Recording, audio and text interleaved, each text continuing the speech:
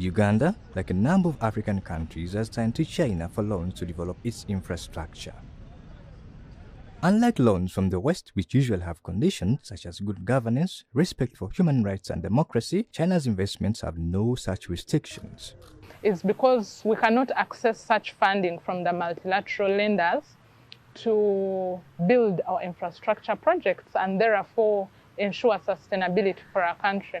So yes, we see China being more prominent in the debt architecture of Uganda. Some of the big projects that China has funded in Uganda include the Entebbe-Kampala Expressway, Karma Hydropower Dam, Isimba Dam, and the expansion of Entebbe International Airport. We needed a lot of infrastructure, especially in terms of roads and energy, which needed large monies and very quickly. That was the feeling of Uganda. Much as Uganda was getting the money from the West in the earlier years, it wasn't at the speed at which the country felt they needed to do the investments. So China solves that part of the challenge. While Chinese investments have contributed to Uganda's infrastructure development, some critics say the terms of these loans might burden Uganda in the long run. The aspects of governance, selection of projects, implementation of projects has left Uganda with a burden of the economy not growing as fast to generate sufficient revenues to repay the loans, which is really a catch-22 position. You borrowed, you did the infrastructure, now the day of payment has come, you don't have the money. Uganda's public debt from China has been rising over the past years. It hit about $3 billion by 2020 and is expected to keep rising as traditional creditors such as the World Bank threaten to cut funding. And then we see instead the commercial and the bilateral loans are growing.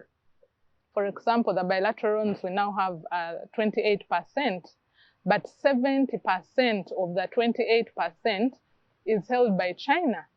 Yeah, and so that is where we see China's prominence in our debt, in our debt structures as a country. Like any other creditor, China asks for security for its loans. The collateral provided is rarely disclosed to the public, given that it may sometimes involve national assets such as airport and lakes. Now, it is normal business if you lend me and you say we shall use the oil money to pay back. Now, we must make sure the oil flows, because if it doesn't flow, then we have a problem. So there is that concern that we could have had a moral hazard issue on Chinese loans, lending more than they were sure we were not going to pay, clearly knowing when we fail to pay, the assets will be attached. Imported Chinese goods are to the loan issue.